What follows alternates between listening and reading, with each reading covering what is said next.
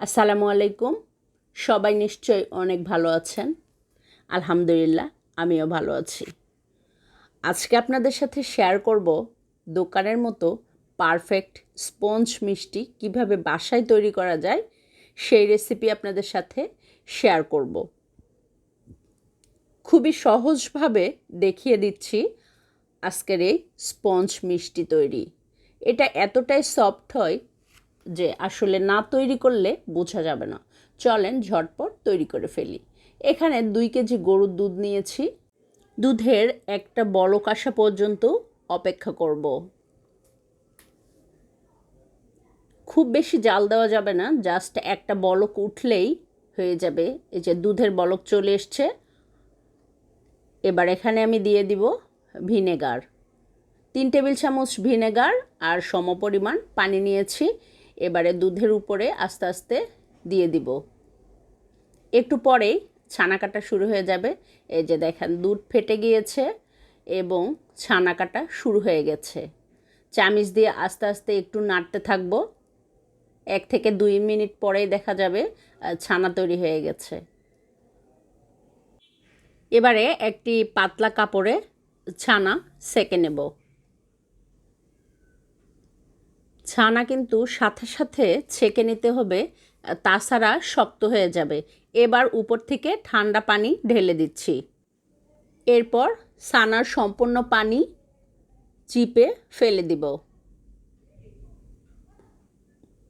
অথবা একটা কিছুর উপরে এরকম করে বেঁধে রাখলেই দেখা যাবে যে ছানার সম্পূর্ণ পানি ঝরে গিয়েছে। ছানার সম্পূর্ণ পানি ঝরে গিয়েছে, ছানা রেডি। এবার এটাকে দেখেন কতটা সফট হয়েছে। এবারে হাতের তালুর সাহায্যে ছানাটা মেখে সফট করে নেব। এটা হাতের তালু দিয়ে খুব ভালো করে ডলে ডলে ছানা সফট করে নিতে হবে। 5 থেকে 7 মিনিট এরকম করার পরে দেখা যাবে যে ছানা একদম সফট হয়ে এসেছে। এই যে দেখেন এরকম করে করে ছানাটা রেডি করে নিতে হবে। এবার গোল একটি গোলা তৈরি করে নেব।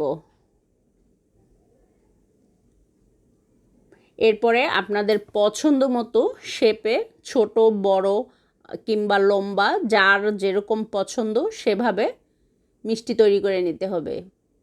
আমি একটু ছুরির সাহায্যে কেটে সবগুলো এক সাইজের, আমি একটু বড় সাইজের করে নিচ্ছি। আপনারা চাইলে ছোট মাঝারি যার যেমন পছন্দ তৈরি করতে পারেন। এরকম 2 হাতের সাহায্যে গোল করে সবগুলো মিষ্টি তৈরি করে নেব।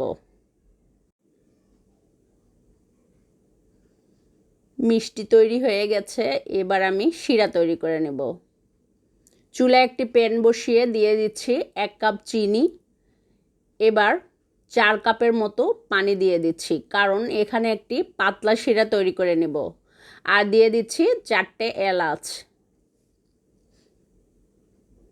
এবার 4 থেকে 5 মিনিট জাল করে একটা পাতলা শিরা তৈরি করে নেব। হয়ে গেছে। এবার মিষ্টিগুলো দিয়ে দিচ্ছি। সামান্য একটু চামিচ দিয়ে নেড়ে দিচ্ছি আর ঢাকনা বন্ধ করে দিব 10 থেকে 12 মিনিটের জন্য। চলেন এবার ঢাকনা খুলে দেখি মিষ্টির কি অবস্থা। ওয়াও, ফুলে ডাবল হয়ে গিয়েছে। একটা একটা করে চামচের সাহায্যে মিষ্টি সবগুলো উল্টে দিব।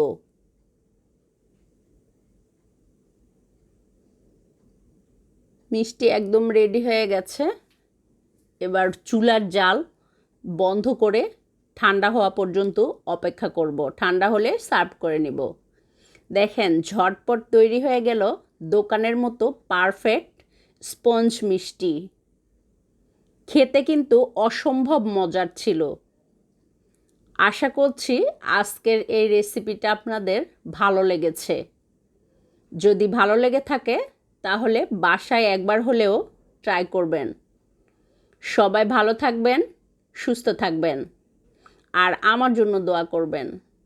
দেখা হবে আবারও কোনো সহজ রেসিপিতে।